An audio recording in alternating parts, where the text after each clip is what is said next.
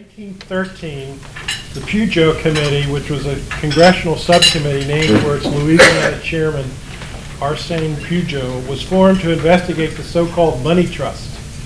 The money trust was a community of Wall Street bankers and financiers who were believed to exert too much power over the nation's finances.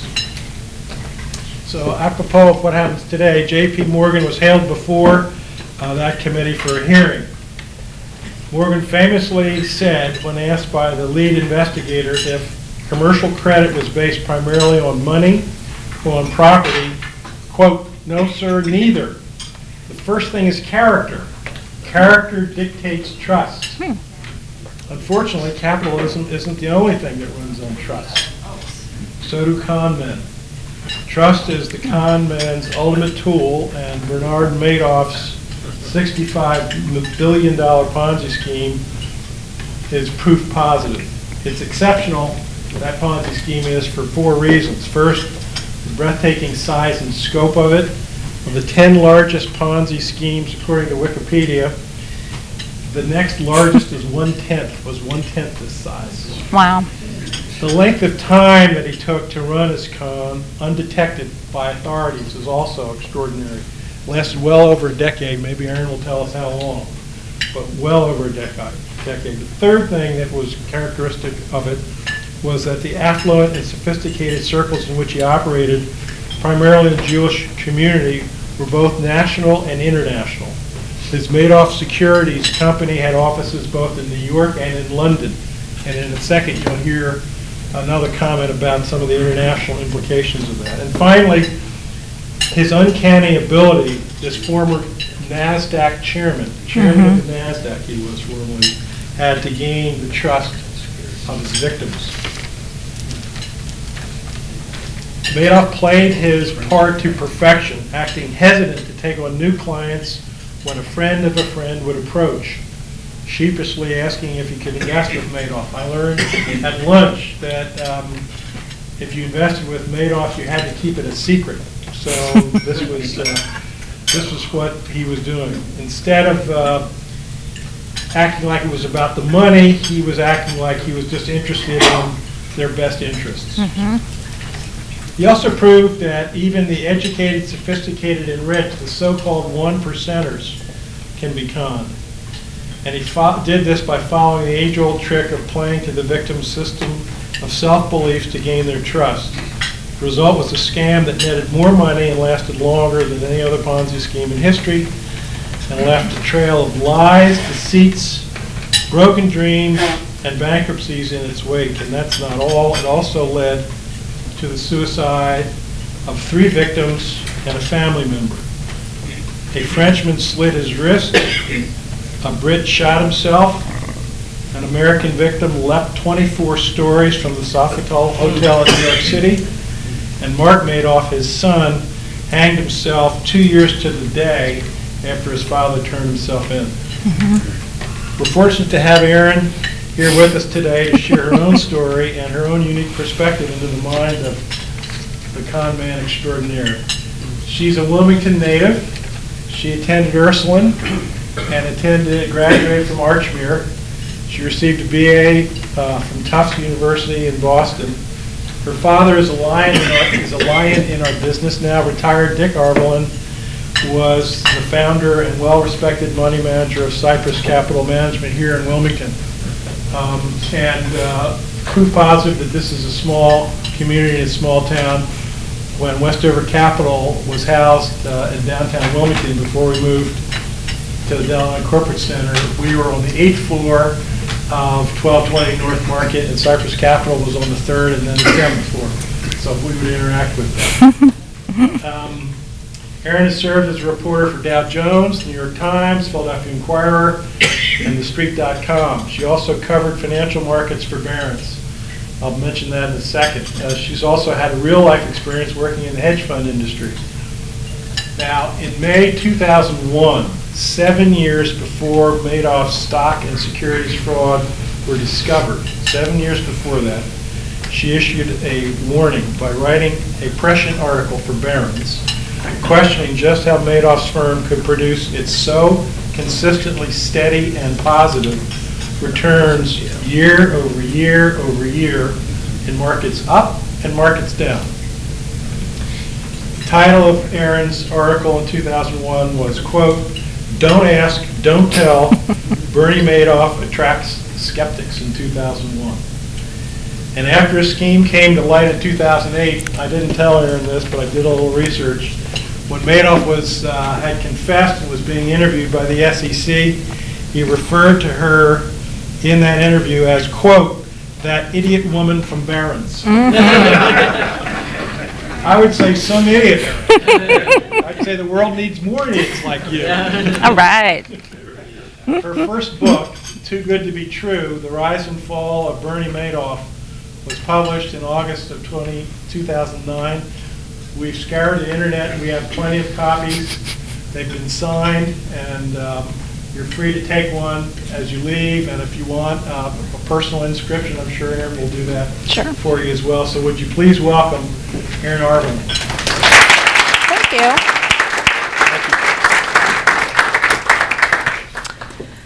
Thank you, Murray. And hi, everyone. It's so great to be here. Thank you, Westover Capital, and thank you all for coming. So I have 2 mics. All right, so we'll get started, and just so you know, I'll take questions if you want as I'm giving my presentation, or we can do Q&A afterwards. So I'm going to tell you a little bit about how I got to Bernie Madoff's story for Barron's, and then we'll fast forward and talk a little bit about what we've learned so far, where we are now. So just so you know, there he is. He's on the right. That is Bernie Madoff in 2008 as he had been arrested. And that's an FBI agent who I interviewed for the book. So we'll get to that later. First of all, you were exactly right. I was working at Barron's magazine in 2001, and I had been lucky enough to work in my dad's office in Westover's building. Who knew? And now I recognize the name from riding the elevator up and down because, of course, my dad made my sister and I work there after school, filing trade tickets and doing all kinds of, grunt work. But as it turned out, I was very lucky because we were raised in an atmosphere of, I guess you'd call it, integrity. And that's what firms like Cypress and Westover offer, as opposed to this guy. Let's get rid of this. The McAfee warning. All right, first, I want to show you something. This was the original story, which you guys are welcome to look up. Don't ask, don't tell. And I like to show people this article because the SEC used it when they did a post-mortem on the Madoff case.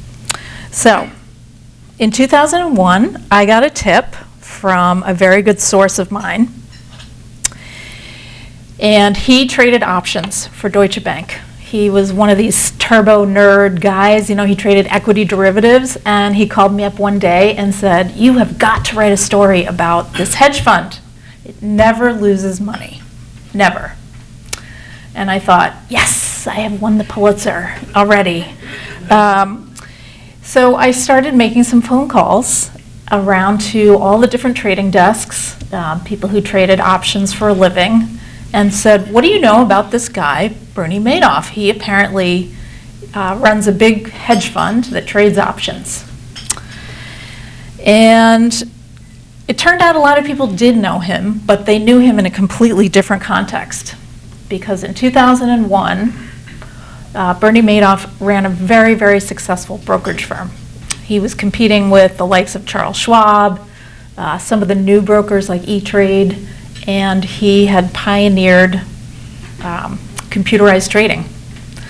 He was on the board, and as you mentioned, Murray was one of the co-founders of NASDAQ. This guy was a legend in the business, very successful. He traded about 10% of all the volume on the New York Stock Exchange. It's pretty good. So why would he have a $1 billion hedge fund on the side? So at that time, if you guys remember, back in 2000, 2001, what was going on? What was happening? In May 2001, what was happening? The market was crashing. Dot-com bubble was bursting. And what was so interesting about Bernie's fund was that his returns were great. His fund was going up. Now, that's unusual, right? When the stock market's going down, usually everybody and their dog is losing money to some degree. But Madoff's returns were positive. And that was a red flag for me. So I went to my editors and said, can we write this story? I started calling around to all these different trading desks, banks, and luckily I was able to get some offering documents. Is anyone here an investor in a hedge fund? Okay, thank goodness. All right. So it's very similar to a subscription document for, say, private fund. And I got a hold of one of these. And the strange part was that Bernie had some conditions upon which you could invest with his fund. One of them was you were not allowed to tell anyone that he was your money manager. Seems kind of weird. But I kept hearing this over and over from different bankers, different family offices, and they all loved Bernie because he was returning 10, 11, sometimes more, maybe even 15% a year. And in a down year, that was pretty good. So in this particular case, I got the offering document for a fund called Fairfield Greenwich, which was a feeder fund, and they had a strange fee arrangement with Bernie Madoff, which was unlike a registered investment advisor, which charges a flat fee, which is fully transparent. Bernie charged 20% of all the profits. And he would let some of these big feeder funds keep that 20%. That was a very strange arrangement because, let's go down here. So what we learned is that Bernie Madoff was giving up, he was running $6 billion at that point, and he was giving up hundreds of millions of dollars in fees every year. That was another red flag. So when I did finally finish the article for Barron's, I called Madoff's office and I said, I've been trying to reach you for a couple of months. I'd really love to get your take on this hedge fund. Nobody seems to know how you do it. What's your strategy? And he was very nice. He got on the phone and said, I'd be happy to tell you more about it, but I can't. It's a proprietary strategy. And I thought, that's strange. No one seems to be able to reverse engineer this. My original source who called me, who was an options trader for Deutsche Bank, said, I've been trying to trade with this guy. I want to sell him, options. No one on Wall Street has ever done a single trade with him. What's going on here? So I put that question to him and said, what's going on with you and your strategy? And you'll see here, he said, whoever tried to reverse engineer this didn't do a good job. If you did, these numbers would not be unusual. So the story runs in May of 2001, and it came out that weekend, and I came into the office Monday morning expecting lots of angry phone calls, thinking, oh, okay, this is going to be great. I've got this guy. We don't really know what's going on, but we've raised some red flags.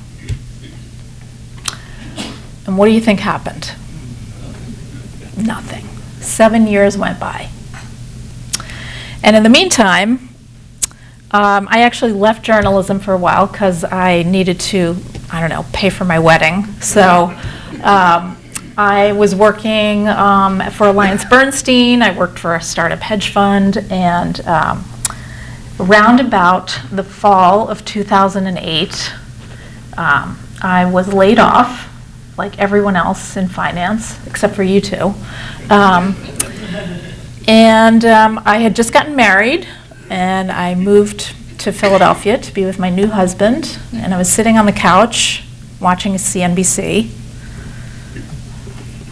It was December 11th of 2008, and a headline came over on CNBC saying Bernie Madoff had been arrested in a $65 billion Ponzi scheme. What do you think I said? I said, holy shit, they finally got him. So, what have we learned from all of this? So, this is the story as told to me by, I'm not used to having my picture taken, this is so great. This is a story as told to me by the FBI agents who it took 6 years to investigate the Madoff Ponzi scheme. And here's what we learned. Erin, Yes. did your article in 2001 initiate the beginning of their investigation? No. So, Any credit to what you did by them? well, I will say that in the intervening years, the SEC did, they actually saw the article in Barron's and opened up a file and said, you know what, this guy's running a big money management operation, we should do an exam. As I'm sure this may or may not have happened, but pretty much every small money manager at some point gets the SEC knocking on their door saying, who do you custody with? Let's see your trading history. I'm sure this has happened to, I know it happened to my dad, and they just come in and they can just lock you up in 5 minutes if they want to. So, the SEC over a period of the next 7 years examined Madoff 6 times. But there was he had a little trick. Let me show you. What he would do, sorry. See if we can find this. Madoff had a very interesting layout. He had, he was in the Lipstick Building in the central part of Manhattan. I don't know if you guys have this, but, well, anyway, let's see. He had one floor of his operation that was the brokerage firm, very successful. He had hundreds of people working for him. And then on a completely different floor, on the 17th floor, was a staff of about 10 people, all clerical, high school degrees, and they were the ones running the hedge fund. So when the SEC would show up, what do you think would happen? They would bring them up to the brokerage firm. They would see the operation, say all is in order, and they would never see the operation where the actual hedge fund was basically making money disappear. So that was as a result of our Barron story. Did they find anything? No. So I don't know if that answers your question, but these were some of the people who were working for Madoff. That was his secretary there on the left. And one of his computer programmers on the right. So, how did he do it? Does anyone have any idea how he maintained this? Yes? All right, so this is what we found out. After all of this, the crime lasted for 45 years. He never made a single trade. So how did he get away with it? So just last winter, I was able to, on the 10th anniversary of Madoff's arrest, I was able to sit down with the 2 FBI agents who were in charge of the investigation. And I've been trying to get an interview with these guys for 2 years because I thought, they know it all. So what did we find out? We found out that Madoff had an old IBM AS400 computer. Has anyone worked on one of those? You have? It's a building. What does it look like? It's a huge piece of equipment. Huge, right? It's like a refrigerator. He kept this IBM computer on the hidden 17th floor. At the end of the trading day, he and his cronies would take real prices, let's say DuPont stock, for instance, and say, well, DuPont stock rose $5 today. It went from 100 to 105. Let's take that very real trade, plug it into the IBM computer, into a phony portfolio, and they would maintain that all through the year, and every month print out phony gains from this IBM computer on a dot matrix printer and mail them out to clients. Never made a single trade. The money was sitting in a bank account at JP Morgan Chase. So how did he hide it? Any questions so far? Anyone? No? Okay. What else did we learn? So the agents who investigated this had no idea who Bernie Madoff was. They got a phone call the night that he turned himself in. His 2 sons called the SEC and said, our father just confessed to this massive Ponzi scheme. We're turning him in.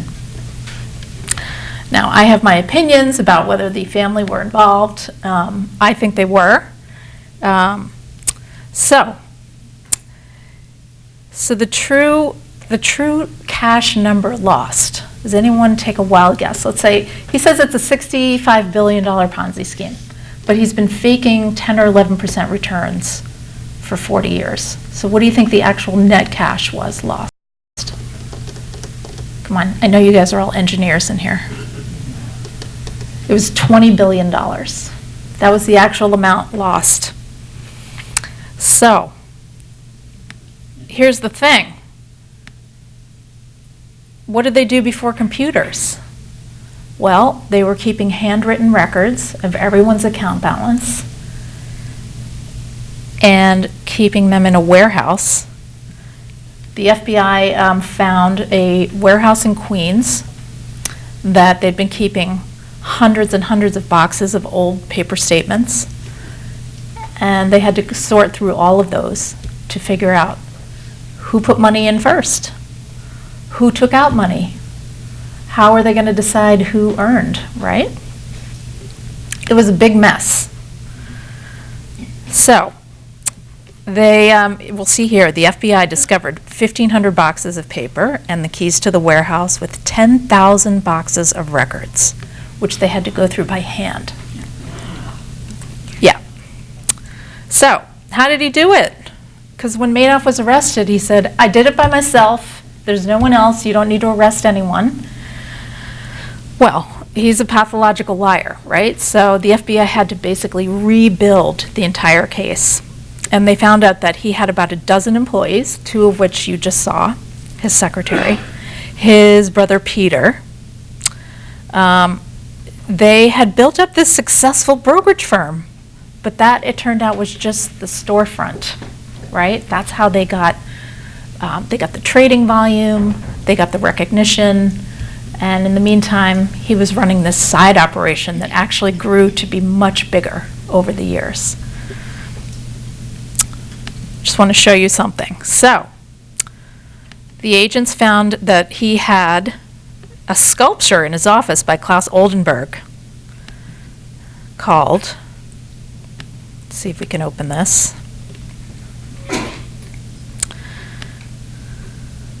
The Soft Screw. This was his prized piece of art. that he kept in his office. Can you believe that? Yes. So this was the pathology behind his how he thought of investors. You know, this is like the version of a financial serial killer who's basically saying, only I know that I am screwing over all of these people. And he had absolutely no remorse for what he did. So, let's see here. They called that evidence of his frame of mind. Now, who were the investors? Any names anyone might recognize? Steven Spielberg, Kevin Bacon. Obviously, there were lots of small retail investors because, let's say I were to go to, what's a good example? UBS was quite a big investor in Madoff. So I'm a client of UBS or a client of, say, Merrill Lynch, and I go to my private banker, and they say, we have this great feeder fund. It returns 10 or 11% a year. And you say, great, put me in. You have no idea that the underlying funds in which they're invested are Bernie Madoff. So, for instance, I interviewed one private banker from Merrill Lynch, and he said, I couldn't get in the front door, I couldn't do due diligence, but my clients loved the returns, and I couldn't pull them out because they'd fire me. So you can imagine there was quite a bit of career risk. So, let's look at the crew here.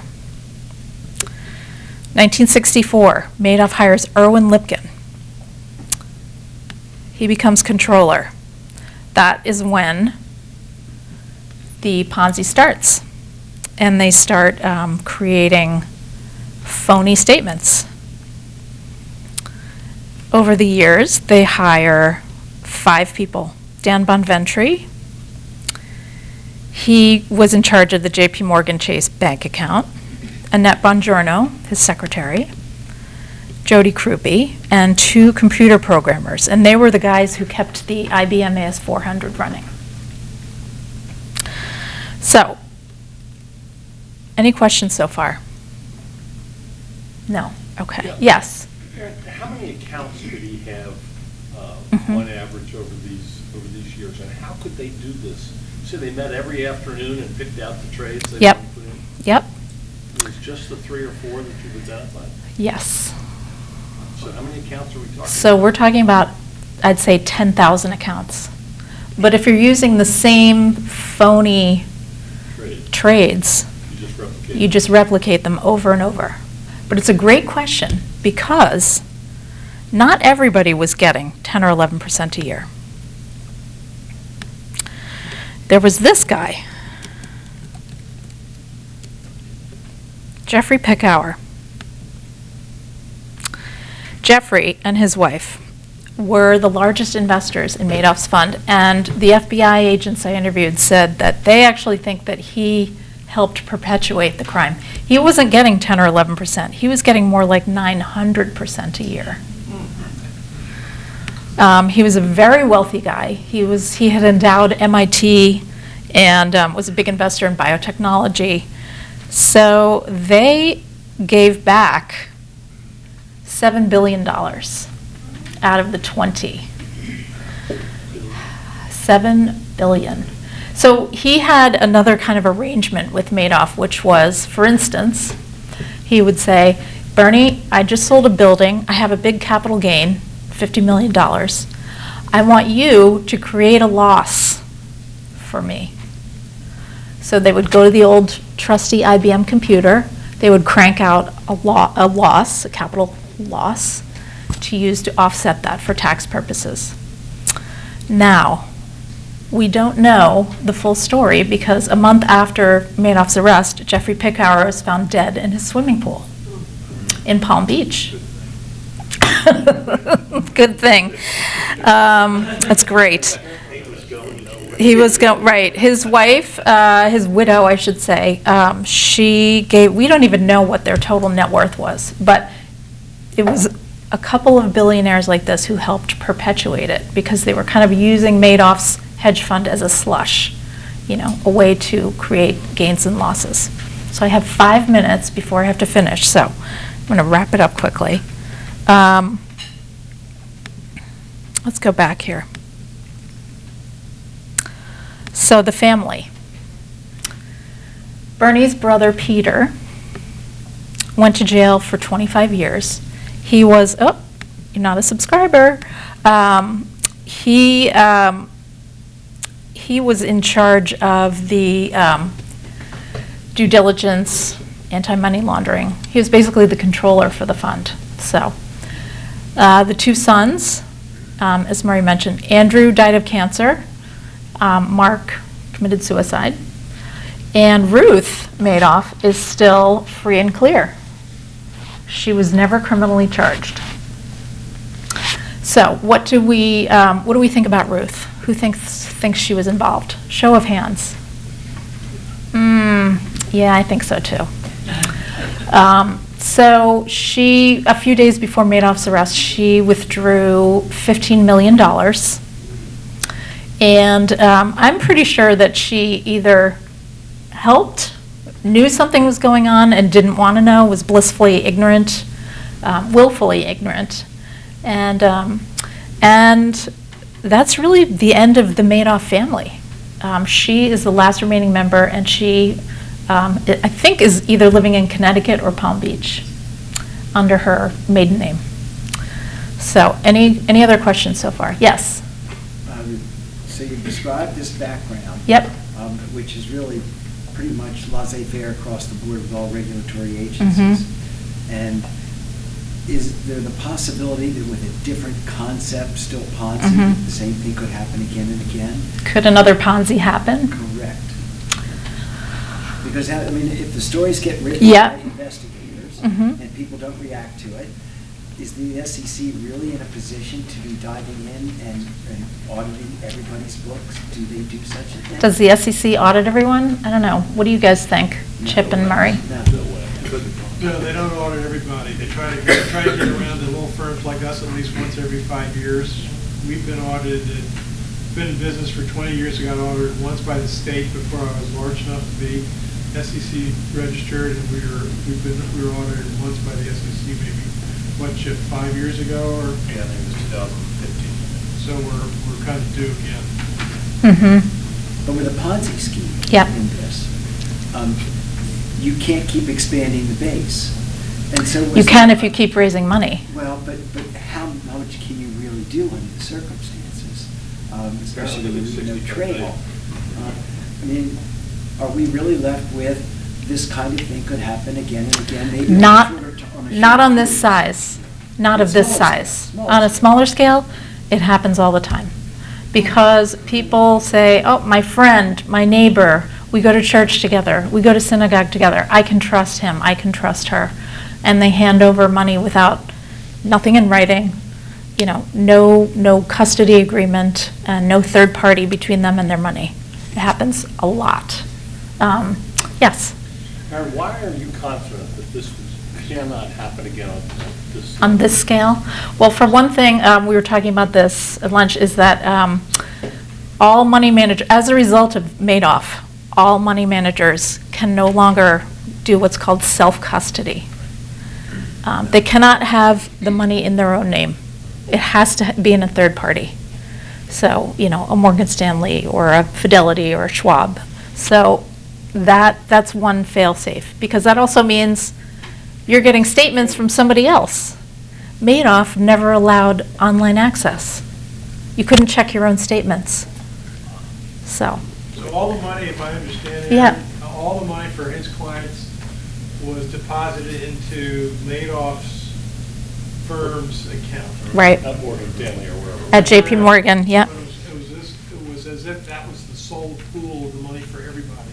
That's right. Whereas the normal model in our business, as everybody in this room knows, is that the account is titled in your name, you own the account, and it's custodied, it's held, not at Westover, but in our case, at TD. Right. You had a question? You get statements then from TD, and what else from us. Right.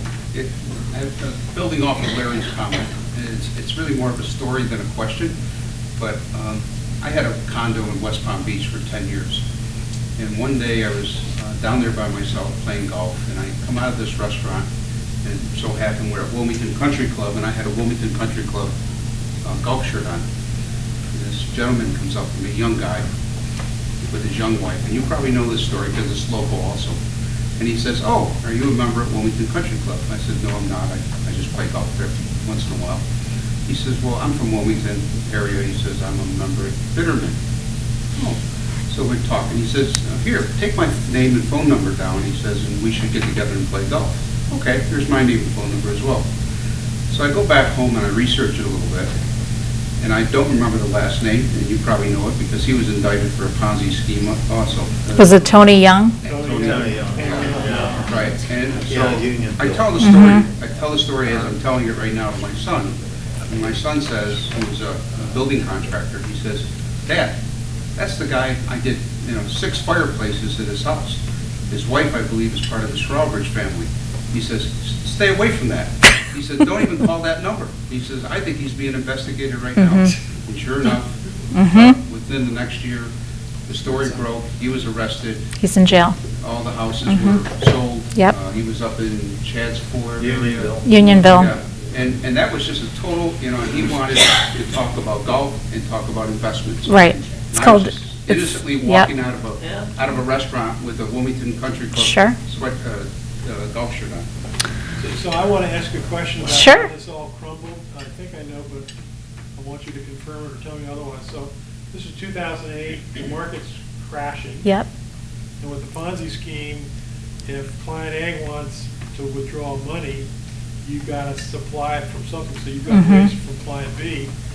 And so I suspect the withdrawals started to exceed the Yep. deposits from new clients. He got redemptions of $7 billion in 1 month. Everybody ran for the exits at the same time, and he couldn't meet it. So had the market not crashed, he might still be going at it. Yeah.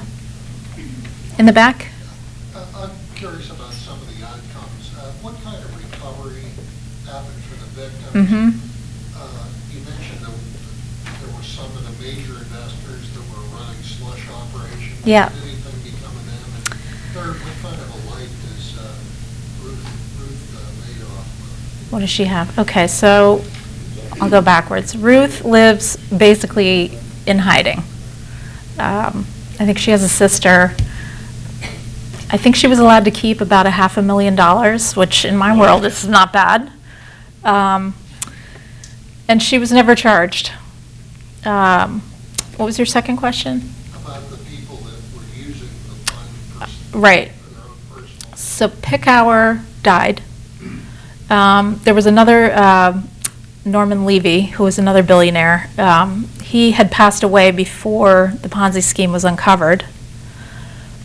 There were some other very famous investors, like the owner of the Mets, Fred Wilpon.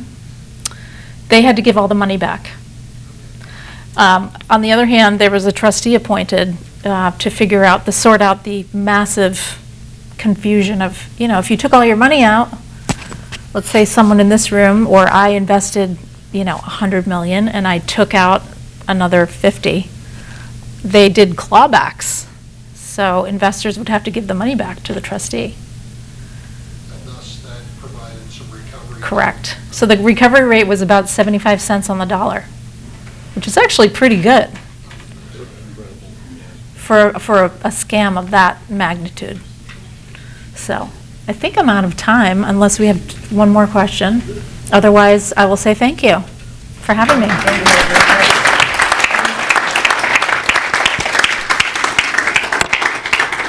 Erin, thank you very much. I really appreciate it.